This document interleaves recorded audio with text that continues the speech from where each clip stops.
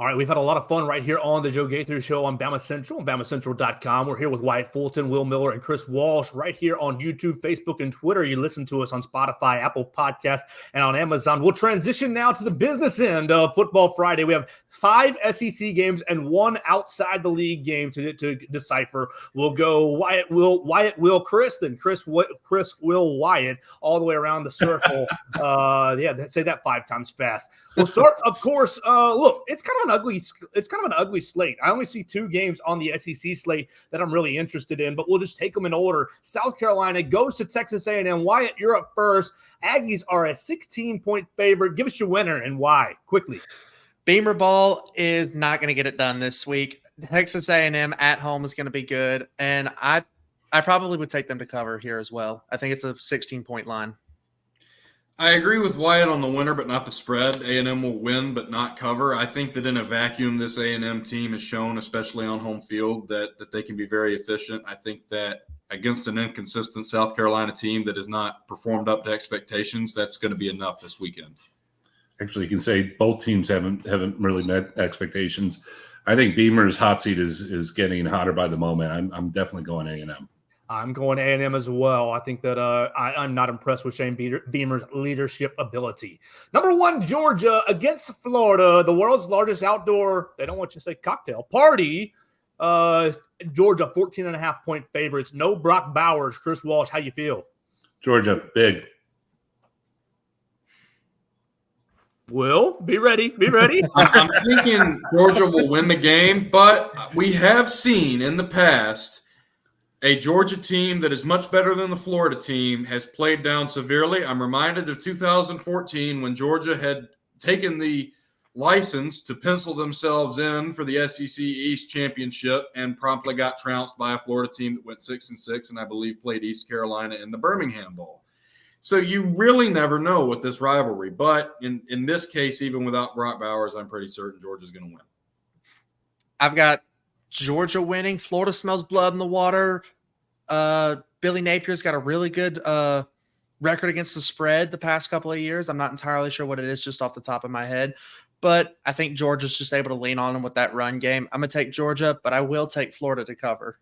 I'm going with Chris Walsh. Georgia, big. Florida stinks away from the swamp. They're okay in the swamp, but outside they're not that. They're going to get run over. And Georgia's going to want to show that Brock Bowers' injury is just a blip on their future schedule. All right, crud. Oh, awful game. Mississippi State is at Auburn. If you don't want to watch Georgia at 2:30, they're going to be on the SEC Network at 2:30. Auburn, a 6.5-point favorite. Wyatt Fulton. Will Hugh Freeze get his first SEC win? Hugh Freeze is going to get his first SEC win. Mississippi State is just frankly not good. Neither is Auburn, but Jordan-Hare's the difference. I agree with Wyatt, but I think Auburn's going to win by a decent margin. I think Auburn is going to cover the spread here. Definitive first SEC win for Hugh Freeze. I think for Mississippi State, there's not a lot of direction right now. Some of that due to the obvious circumstances that they can't control, but it's kind of reflected in the way this season has gone, and I don't foresee that those fortunes getting any better this weekend. Yeah, I see a fading team in Mississippi State. I think Auburn's going to win. I'm with all of us. I'm with Will Miller that Auburn will cover and get a big emphatic win. 6 o'clock, Tennessee, the team that Alabama just defeated. Number 21, Tennessee, is at Kentucky. Tennessee, a 3.5-point favorite. Chris Walsh, do the Vols bounce back? I think the Vols bounce back, but the problem is so is Kentucky. I think Kentucky is got something to prove. This is always a game that the Wildcats always seem to play well in. I like Tennessee to win. If I was a betting person, this is a game I would stay away from, though. I think that Chris hit the nail on the head with Kentucky usually plays up to Tennessee. I remember that Kentucky beat that much hyped 2016 Tennessee team, but Tennessee gave Kentucky one back in 2018 when they beat, or did Kentucky beat Tennessee in 2016? I seem to remember that. But a game that Kentucky does show well in. I think that Devin Leary might really show us something in this game. And Tennessee's vulnerable. They have a lot of questions from the third Saturday in October. Just had an abysmal second half no way around it. You can talk about how well Alabama played all the live long, and sure, that's the officials, Will, the officials. But Tennessee also played rather badly, and there are going to be a lot of unknowns in terms of how to shore that up. Kentucky's a good team. They laid a couple of eggs themselves, but I think they're going to bounce back. Give me Kentucky to win the game. Why not? Go Cats. Wyatt Fulton. I'm going to take Tennessee. Tennessee's going to rebound big here. I think, Josh Heupel's a really, really good offensive mind. That defensive line for Tennessee is really, really good. Tennessee's also got a really good rushing attack. Georgia absolutely killed Kentucky running the ball. I think Tennessee's going to win pretty big there. I'm with Wyatt Fulton. I think Tennessee bounces back in a big way. Is there any reason to talk about 6:30 Vanderbilt at number 12 Ole Miss? The Rebels 24.5-point favorite. Wyatt Fulton, let's go quick. Ole Miss is going to win big here. Ole Miss goes to Athens later this year to play Georgia. That is going to be a really big game later on in the year. But right now, Vanderbilt's just going to be a tune-up game for Lane Kiffin and them. Question's just going to be how good Ole Miss looks. Vanderbilt is very congruent right now with the actual construction happening in their stadium, both in an on-field and facility standpoint.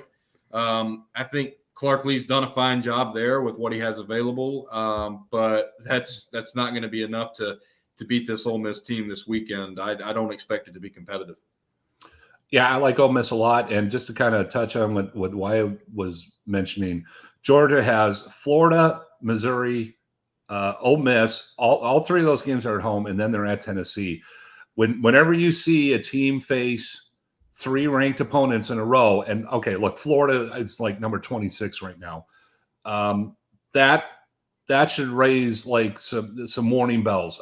If Georgia can get through that stretch, they're as good as advertised. But I think Georgia's going to end up stumbling at somewhere during this stretch, and which is going to make the SEC championship game, assuming Alabama makes it, even that much more interesting.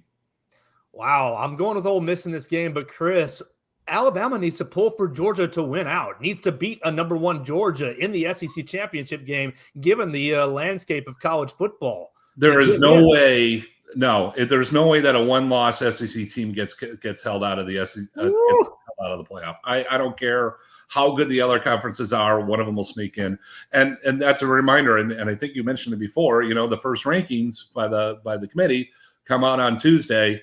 Alabama is definitely a top 10 team now, and I mean, like you said, this is a really. It doesn't look like a good weekend of games, but this is the kind of weekend where you see some upsets, kind of thing. And we're going to start getting into those now as teams start to wear down. You're going to start seeing more upsets. The last game on my schedule is outside the conference. Number 8, Oregon goes to Utah. Utah coming off a big old win over USC. The winner of this game basically tied for number 2 in the Pac-12. Oregon is a 6.5-point road favorite.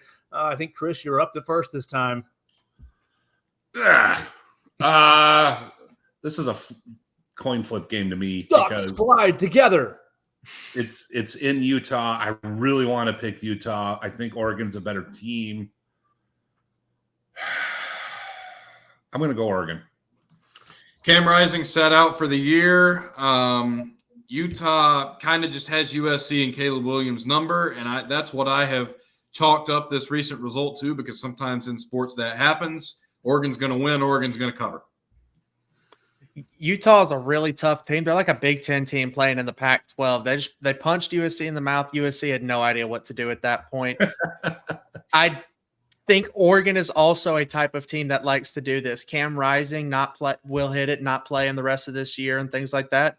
The loser of this game is essentially out of any Pac-12 race, college football playoff race, done for the year. I think Oregon's going to win. Probably would take Utah to cover here. Oh, I'm with Wyatt as well. Oregon wins, Utah covers. Before we get out of here for the day, we had a lot of fun on our pick segment. We talked a lot about punt returning, Will Reichert, Tommy Reese, Michigan, and more. Wyatt Fulton, tell everybody what you're going to be looking at this weekend with the NFL, Bama on Bama Crime, right before we get out of here.